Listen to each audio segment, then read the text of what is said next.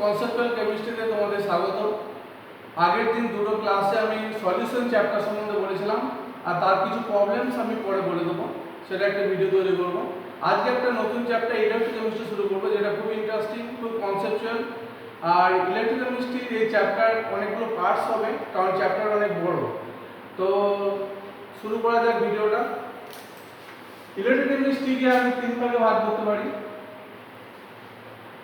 প্রথম হচ্ছে electrochemical sell, electrochemical sell. এখানে আমি দেখাবো কিভাবে কেমিক্যাল এনার্জি থেকে ইলেকট্রিক এনার্জিতে কনভার্সন হয়। ইলেকট্রোকেমিক্যাল সেলের আন্ডারে ড্যানিয়েল সেল আছে, প্রাইমারি সেল,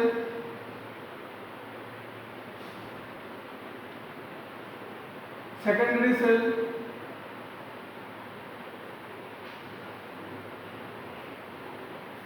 ফুয়েল সেল, আরেকটা টপিক আছে সেটা হচ্ছে কোরোশন। নেক্সট যে টপিকটা আসবে সেটা হচ্ছে কন্ডাক্টেন্স।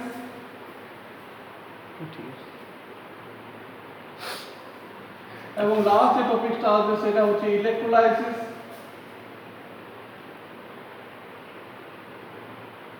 And ফ্যারাডেজ law.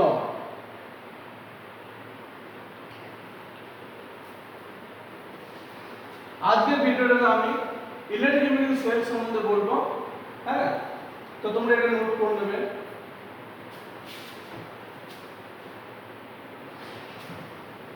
ফার্স্ট হচ্ছে ড্যানিয়েল সেল বা গ্যালভানিক সেল। সাপোজ একটা বিকারের মধ্যে জিঙ্ক ইলেকট্রোড ডোবানো আছে, জিঙ্ক মেটাল, আর একটা সলিউশন দেওয়া আছে সেটা হচ্ছে জিঙ্ক সালফেটের। সেটা যে কোনো কনসেন্ট্রেশন হতে পারে। আরেকটা বিকার নিয়েছি, সেখানে কপার ইলেকট্রোড আছে আর সলিউশন আছে কপার সালফেটের। এই দুটো বিকারকে আমি জয়েন করব সল্ট ব্রিজ দিয়ে। এই সল্ট ব্রিজ বলে এটাকে। এর অ্যাপ্লিকেশন বা এটা কিভাবে কাজ করে বলতে গেলে বলবো, সল্ট ব্রিজের মধ্যে কি থাকে, এগার এগার জেল প্লাস কেসিএল মিক্সার থাকে। আর এই দুটোর সাথে ইলেকট্রোডের সাথে আমি একটা ওয়্যার দিয়ে কানেকশন করব, একটা ভোল্টমিটার ইউজ করব। পুরো সার্কিটটা এখানে এখন কমপ্লিট হয়ে গেছে। এবারে এই সিস্টেমে কিভাবে কেমিক্যাল এনার্জি থেকে ইলেকট্রিক্যাল এনার্জিতে কনভার্সন হবে সেটা আমি দেখাবো, এবং ইলেকট্রোমোটিভ ফোর্স বা ইএমএফ অফ দ্য সেল কত হবে সেটা আমি দেখাবো। ফার্স্ট এটাকে বলবো হাফ সেল, এটাকে একটা হাফ সেল বলবো। দুটো হাফ সেল নিয়ে একটা ফুল সেল তৈরি হবে। ফার্স্ট হাফ সেলের রিঅ্যাকশনটা কি হবে, জিঙ্ক ইলেকট্রন ছাড়বে, জিঙ্ক 2+ হিসাবে সলিউশনে আসবে, আর দুটো ইলেকট্রন এই রডে জমা দেবে। এরকম ভাবে ইলেকট্রনের ডিপোজিশন হতে থাকবে এই ইলেকট্রোডটাতে। তাহলে এই ইলেকট্রোডটা আস্তে আস্তে নেগেটিভ চার্জ পাবে। তো জিঙ্ক যে ইলেকট্রন দুটো রিলিজ করলো সেই ইলেকট্রন দুটো এই ফ্লো হবে, এদিকে ইলেকট্রনের ফ্লো হবে। আর এখানে যে কপার সালফেট আছে সেই কপার সালফেট কপার 2+টা দুটো ইলেকট্রন অ্যাকসেপ্ট করবে, অ্যাকসেপ্ট করে কপার হবে। তো এটা অ্যাকোয়াস সলিউশন আছে, এটা সলিড, এটা অ্যাকোয়াস সলিউশন, এটা সলিড। তাহলে ওভারঅল যে রিঅ্যাকশনটা হচ্ছে সেটা কি হচ্ছে, জিঙ্ক ইলেকট্রন ছাড়ছে, জিঙ্ক 2+ হচ্ছে, আর কপার 2+ ইলেকট্রন অ্যাকসেপ্ট করছে, নেই কপার 2+ হচ্ছে। ইলেকট্রন কপার 2+ ইলেকট্রন অ্যাকসেপ্ট করে কপার হচ্ছে, আর জিঙ্ক 2+ হচ্ছে। এটা হচ্ছে ওভারঅল রিঅ্যাকশন। কি দেখবো, এই লেফট সাইডে এখানে হচ্ছে জিঙ্ক ইলেকট্রন ছাড়ছে, সেজন্য অক্সিডেশন প্রসেস। তাহলে এই ইলেকট্রোডে হচ্ছে অক্সিডেশন প্রসেস, আর অক্সিডেশন যেখানে হয় সেখানটাকে বলবো অ্যানোড। এখানে ইলেকট্রন অ্যাকসেপ্ট করছে, মানে প্রসেসটা হচ্ছে রিডাকশন প্রসেস। তাহলে এটাকে বলবো ক্যাথোড।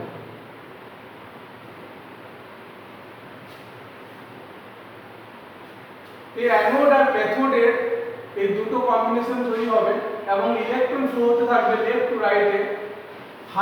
হাই ভোল্টেজ থেকে লো ভোল্টেজ দিয়ে আমি কারেন্ট পাবো, তাহলে এই দিক থেকে কারেন্ট আমার ফ্লো হতে থাকবে এবং কতক্ষণ পর্যন্ত কারেন্ট ফ্লো হবে সেটা ডিপেন্ড করবে এদের ইলেকট্রোকেমিক্যাল ইএমএফ ডিফারেন্সটা থেকে আমি বুঝতে পারবো যে কতক্ষণ ইলেকট্রিসিটি ফ্লো হবে।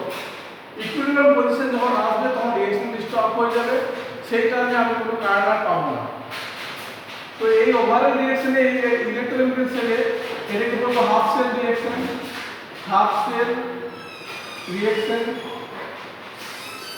বা বলতে পারি অক্সিডেশন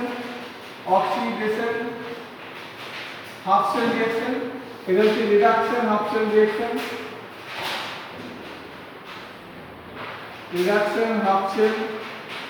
রিঅ্যাকশন, তাহলে ওভারঅল যে এটা হলো আর সল্ট ব্রিজের এখানে কাজ কি? সল্ট ব্রিজ হচ্ছে দুটো সেলের মধ্যে ইলেকট্রন নিউট্রালিটি বজায় রাখে, ইলেকট্রিক সার্কিটটা কমপ্লিট করে, আর দুটো লিকুইড জাংশন যে পোটেনশিয়াল আছে সেই জাংশন পোটেনশিয়ালটাকে এলিমিনেট করার জন্য সল্ট ব্রিজে কেসিএল দেওয়া হয়, যাতে কেসিএল কে প্লাস আর সিএল মাইনাস এর ট্রান্সফারেন্স নাম্বার প্রায় ইকুয়াল, সেই জন্য কেসিএল ইউজ করা হয়। তো মেন হচ্ছে যে দুটো সলিউশনের মধ্যে জাংশন পোটেনশিয়ালটাকে এলিমিনেট করার জন্য এটা ইউজ করা হয়। তাহলে এই সেলটা যে ফর্মেশন হলো সেলটা কি লিখবো? সেল লিখতে গেলে জি একটা দাগ দেবো, G2+ লিখবো, দুটো দাগ দেবো, এটা হচ্ছে সল্ট ব্রিজ কপার 2+ থেকে copper.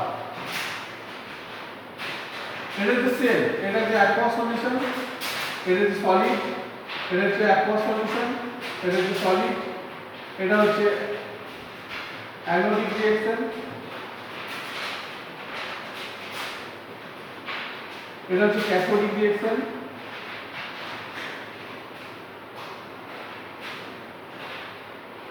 and overall cell reaction এটা হচ্ছে overall cell reaction। এবারে সেল রিঅ্যাকশনে ইলেকট্রোমোটিভ ফোর্স বা ইএমএফ টা কত হবে সেটা জানার জন্য আমাদের একটা ইকুয়েশন ফলো করতে হবে, সেটা হচ্ছে লাস্ট ইকুয়েশন। সেই লাস্ট ইকুয়েশন কিভাবে এখানে ইউজ হবে রিপ্লেস হবে সেটা তোমরা দেখবে, যেখানে পুরোটা তোমরা লিখে নেবে, কপি করবে, নোট করে নেবে।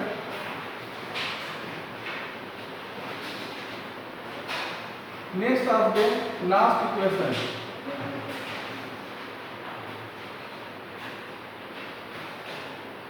ধরো সাপোজ একটা রিঅ্যাকশন বলছি A plus B equilibrium C plus B এই রিঅ্যাকশনটাতে free energy change delta G সমান ডেল্টা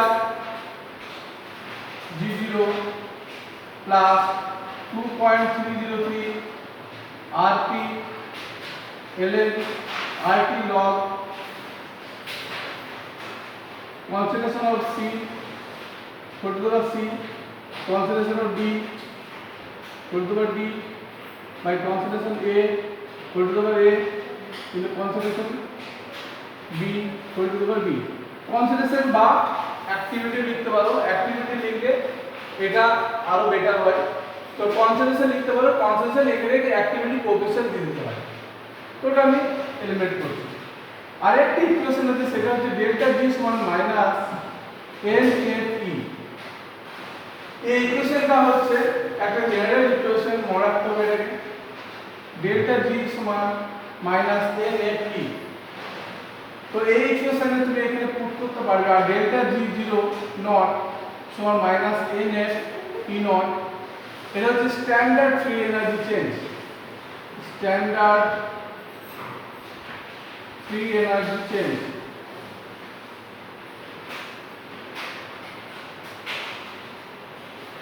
এফ হচ্ছে ফ্যারাডে, 1 ফ্যারাডে মানে 96,500 কুলম। আর এন হচ্ছে number of electron transfer, number of electron transfer. এবারে এই ইকুয়েশনটাতে আমি এখানে বসাবো, তাহলে কি হবে মাইনাস এন এফ ই সমান minus N F E not plus 2.303 into RT log of concentration C whole to the power C into concentration D whole to the power D by concentration A whole to the power A into concentration B whole to the power B. তাহলে E সমান কত হবে? E সমান E naught minus 2.303 RT by NF into log of concentration C whole to the power C into concentration D whole to the power D by concentration A whole to the power A into concentration B whole to the power B. But E সমান E naught minus 0.0591 by N F two ভ্যালুটা 2.303 RT by F এর এই ভ্যালুটা টোটালটা হচ্ছে 0.0591 by N into log of concentration C whole to the power C into concentration D whole to the power D by concentration A whole to the power A into concentration B whole to the power B by activity concentration না বলবে activity বললে better হয়। তো এটা হচ্ছে last equation.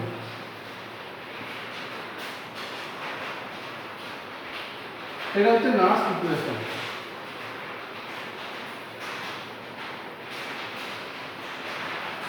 এটা হচ্ছে electromotive force of the cell E naught হচ্ছে standard electromotive force of the cell minus 0.0591 by n number of electron transfer into log of concentration of right by concentration left বা concentration of product by concentration of reactant is equal power দিয়ে যেটা হবে এটা হচ্ছে last equation. এবার আমরা দেখব Daniel sell থেকে কিভাবে লাস্ট ইকুয়েশন করে আমি রিঅ্যাকশন করতে পারব। আমরা ড্যানিয়েল সেল লিখে দিলাম zinc plus copper 2 plus equilibrium zinc 2 plus plus copper. এই ইকুয়েশনে কি কত হবে? ই সেল সমান E naught cell minus 0.0591 by number of electron তো আগে দেখলে তোমরা দুটো into log of concentration of D2 plus by concentration of Cu2 plus মনে রাখবে পিওর মেটাল জিঙ্ক আর কপারের কনসেন্ট্রেশন 1 ধরা হয় সেই জন্য এখানে E cell equal to E not cell minus 0.051 by 2 log G2 plus concentration by copper 2 plus concentration copper 2 plus এখানে E cell সমান E right minus E left. আমরা আগে দেখলে তোমরা এদিকে দুটো সেল ছিল সেখানে একটাতে জিঙ্ক ছিল ঠিক G2 প্লাস হচ্ছিল আর এখানে কপার 2 প্লাস ছিল কপার হচ্ছিল। তো right side by left side বা E of copper 2 plus to copper minus E of zinc 2 plus to zinc plus E cell আর E not cell এটা তোমাদের এক্সামে বলা থাকবে E not cell সমান E not right মানে E not 2 plus Cu minus E not Zn 2 plus Zn। মনে রাখবে E not হচ্ছে স্ট্যান্ডার্ড রিডাকশন পোটেনশিয়াল তার মানে হচ্ছে এটা 25 ডিগ্রি সেন্টিগ্রেডে যেখানে 1 মোলার জিঙ্ক সালফেট সলিউশন থাকবে সেই পজিশনে আমার কত স্ট্যান্ডার্ড পোটেনশিয়ালটা আসছে সেটা হচ্ছে স্ট্যান্ডার্ড রিডাকশন পোটেনশিয়াল। তো এই ইকুয়েশনে তোমরা দেখলে E cell is equal to E not cell minus 0.05 log 2 by 2 log D2 plus concentration by copper 2 plus concentration। তোমরা মনে রাখবে এটা করতে গেলে রাইট বাই লেফট করার চেষ্টা করবে সবসময় তাহলে তাড়াতাড়ি হয়ে যাবে। এটা তোমরা কপি করবে। এবারে সিঙ্গেল ইলেকট্রোড পোটেনশিয়াল কি হবে বা এখানে যেমন জিঙ্ক সালফেট ছিল আর জিঙ্ক ছিল তো এখানে জিঙ্ক ইলেকট্রন ছাড়ছে তো জিঙ্ক 2 প্লাস হচ্ছে প্লাস 2 ইলেকট্রন হচ্ছে এটা তো প্রসেসটা হচ্ছে অক্সিডেশন প্রসেস তাহলে যে পোটেনশিয়ালটা লিখবো সেটা হচ্ছে E জিঙ্ক 2 প্লাস এটা হচ্ছে অক্সিডেশন পোটেনশিয়াল, অক্সিডেশন পোটেনশিয়াল। কিন্তু আমাদের লিখতে হবে রিডাকশন পোটেনশিয়াল গুলো, সেজন্য E not zinc two plus 2 zinc সমান হচ্ছে মাইনাস অক্সিডেশন পোটেনশিয়াল সমান রিডাকশন পোটেনশিয়াল।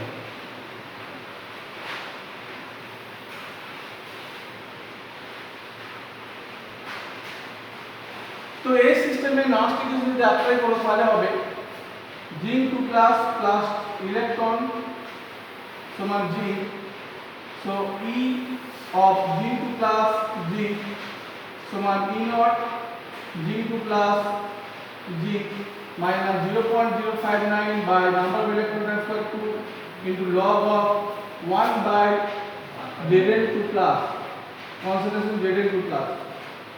ঠিক একইভাবে যদি কপারের হয়, এখানে কপার ইলেকট্রোড আছে আর এখানে কপার সালফেট আছে, তখন রিঅ্যাকশনটা হয় কপার 2 প্লাস প্লাস 2 ইলেকট্রন সমান কপার। এই রিঅ্যাকশনের ক্ষেত্রে E of copper 2 plus to copper সমান এটা হাফ সেলের পোটেনশিয়াল, হাফ সেলের ইলেকট্রোমোটিভ ফোর্স সমান E not of copper 2 plus copper minus 0.0591 by 2 the log of 1 by Cu2 plus। তো এই দুটোকে ডিফারেন্স করলে আলটিমেটলি দুটো এর ইকুয়েশন 1 ইকুয়েশন 2 এর ইকুয়েশন 1 হয়, তাহলে 2 minus 1 করলে ইকুয়েশন 2 minus 1 করলে আমি এটা পেয়ে যাব E of cell সমান E not of cell minus 0.059 by 2 into log of concentration of zinc 2 plus by concentration of copper 2 plus। এটা হচ্ছে ওভারঅল নাস্ট ইকুয়েশন আমরা পেয়ে যাব যদি দুটো ইকুয়েশনকে আমরা মাইনাস করি। তো এটা হচ্ছে নাস্ট ইকুয়েশন থেকে আমরা কিভাবে ইলেকট্রোমোটিভ ফোর্সটা বের হচ্ছে তার একটা ইকুয়েশন। নেক্সট আমরা দেখব ইকুইলিব্রিয়াম কনস্ট্যান্ট, কিভাবে একটা রিঅ্যাকশনের ইকুইলিব্রিয়াম কনস্ট্যান্ট আমরা মেজার করব। at equilibrium E cell is equal to 0। মনে রাখবেন ইকুইলিব্রিয়ামে কোনো আমি কেমিক্যাল পোটেনশিয়াল পাবো না, তার কারণ হচ্ছে তখন ইলেকট্রোমোটিভ ফোর্সটা 0 হয়ে যাবে আর কোনো রিঅ্যাকশন তখন হবে না, মানে সিস্টেমটা ইকুইলিব্রিয়ামে পৌঁছে গেছে। ইকুইলিব্রিয়ামে তোমরা জানো ব্যাকওয়ার্ড রিঅ্যাকশন আর ফরওয়ার্ড রিঅ্যাকশন দুটোই সেম স্পিডে হয়, সেজন্য নতুন করে প্রোডাক্ট বেশি ফর্মেশন হয় না বা রিঅ্যাক্টরও কমে যায় না। তো আমরা দেখব ইকুইলিব্রিয়াম কিভাবে ইকুইলিব্রিয়াম কনস্ট্যান্ট ডিটারমিন করব। তো একটা এই ইকুয়েশন E সেল সমান E not cell minus 0.059 by n log of concentration of zinc 2 plus by concentration of copper 2 plus। তাহলে ইকুইলিব্রিয়ামে E নট সেলটা 0 হয়ে গেল সমান হচ্ছে E নট সেল E সেলটা 0 হয়ে গেল E not cell minus 0.059 by n, আর ইকুইলিব্রিয়ামে এখানে log k এগুলো লিখতে পারি, কারণ এই সিস্টেমটা zinc plus copper 2 plus equilibrium zinc 2 plus plus copper, এখানে k ইকুইলিব্রিয়াম সমান হচ্ছে concentration of zinc 2 plus by concentration of Cu2 plus.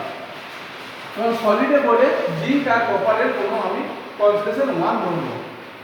তো এখানে তোমরা দেখো 0.0591 by n log k equilibrium সমান E নট সেল, অতএব log k ইকুইলিব্রিয়াম সমান E not cell into n by 0.0591 বা k ইকুইলিব্রিয়াম সমান 10 to the power E not cell into n by 0.0591। এটা একটা ইকুয়েশন, ম্যাথ করতে খুব কাজে লাগবে।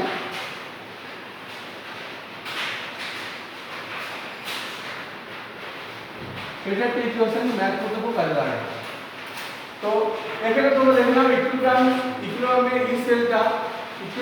ই সেলটা আমার 0 হয়ে যাবে, মানে ইনর সেল সমান ই সেল সমান E naught cell minus 0.05 n log concentration of b by concentration of c log। তো ইকুইলিব্রিয়ামে ই সেল 0 হয়ে গেল, তো E naught cell minus 0.0591 by n log k equilibrium. তাহলে এখান থেকে আমি k এর মান পেয়ে গেলাম, k to the power E naught cell into n by 0.0591, যেখানে n হলো নাম্বার অফ ইলেকট্রন ট্রান্সফার। তো বন্ধুরা আর স্টুডেন্টস, তো আজকে আমার চ্যানেলটি যদি ভালো লাগে তো শেয়ার সাবস্ক্রাইব করো, শেয়ার করো, লাইক করো, কমেন্ট বক্সে কমেন্ট করো।